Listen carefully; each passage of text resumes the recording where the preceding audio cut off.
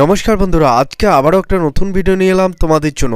আজকের ভিডিওতে আমি আপনাদেরকে দেখাবো আপনার জমির দলিল যদি ছিঁড়ে যায় 1975 সন থেকে আজ অবধি যদি আপনার জমির দলিল ছিঁড়ে যায় বা আপনার জমির দলিল খুঁজে পাচ্ছেন না, তাহলে কিভাবে আপনার জমির দলিলটি খুঁজে পাবেন এবং সেই দলিলটি ডাউনলোড করবেন।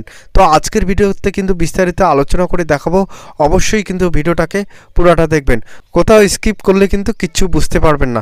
আর যদি আমার চ্যানেলটিকে এখনও অবধি সাবস্ক্রাইব করেননি, অবশ্যই চ্যানেলটিকে সাবস্ক্রাইব করুন। তো প্রথমেই কিন্তু আপনাকে গুগল ক্রোম ব্রাউজারটিকে ওপেন করে নিতে হবে। নেওয়ার পর এখানে সার্চ করবেন WB রেজিস্ট্রেশন। সার্চ করার পরে কিন্তু এরকম একটা ইন্টারফেস খুলে আসবে। এখানে দেখুন প্রথমেই যে সাইটটি রয়েছে WB রেজিস্ট্রেশন, এই অপশানে ক্লিক করে দেবেন।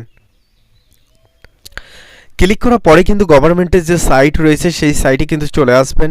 এখানে আসার পরে কিন্তু এগুলো দেখবেন অনেকগুলো অপশান কিন্তু এখানে রয়েছে, বিভিন্ন কাজের কিন্তু অপশানগুলো এখানে রয়েছে।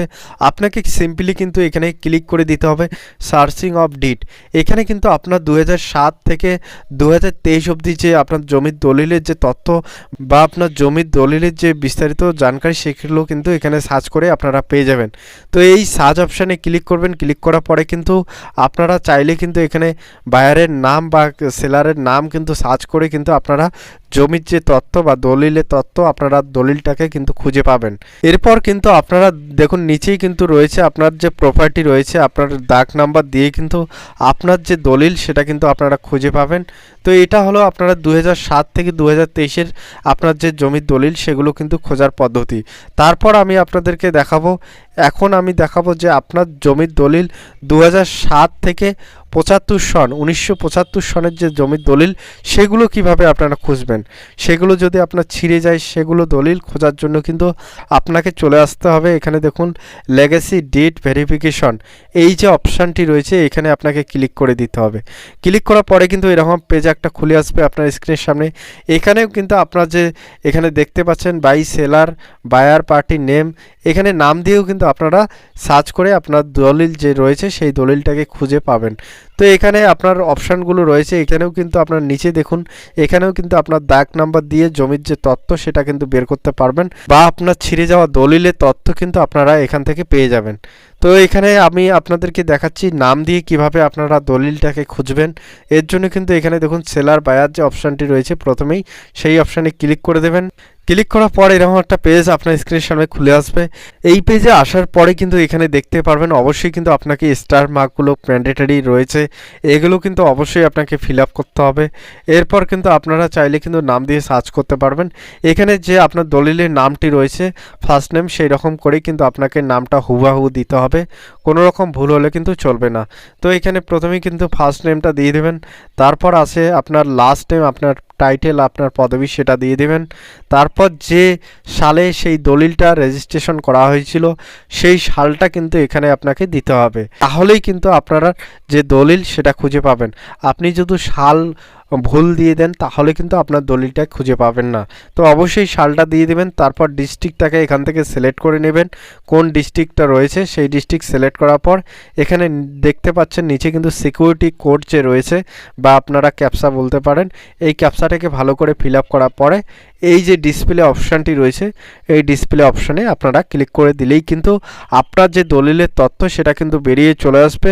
ডিসপ্লে অপশানে ক্লিক করার পরে কিন্তু এখানে নামগুলো শো করবে এবং সেই সালটাও শো করবে, যেই সালে কিন্তু একই নামের কিন্তু অনেক ব্যক্তি কিন্তু রেজিস্ট্রেশন করছিলেন, সেই নামগুলো কিন্তু এখানে শো করবে।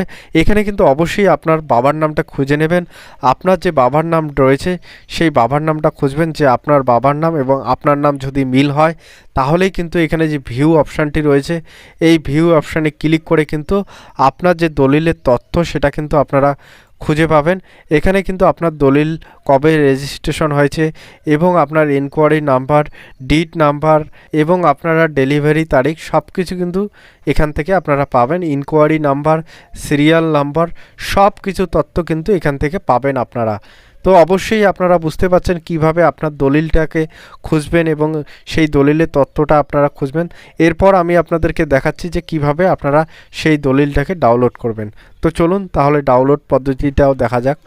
এর জন্য কিন্তু আবারও কিন্তু আপনাকে এই পেজে চলে আসতে হবে। আসার পর আবারও কিন্তু লেগেসি ডিট ভেরিফিকেশনে আসবেন। আসার পর এখানে দেখুন লেগেসি ডিট ড্রাফট ভিউ যে অপশানটি রয়েছে এখানে ক্লিক করে দেবেন। ক্লিক করার পরে কিন্তু এখানে এই যে ফর্মটা সেটা কিন্তু আপনাকে ফিল আপ করতে হবে।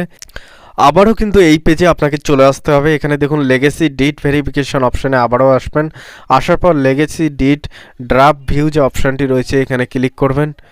ক্লিক করার পরে এই পেজটা চলে আসবে। এখানে কিন্তু আপনাকে প্রথমেই ডিস্ট্রিক্টটাকে সিলেক্ট করে নেবেন।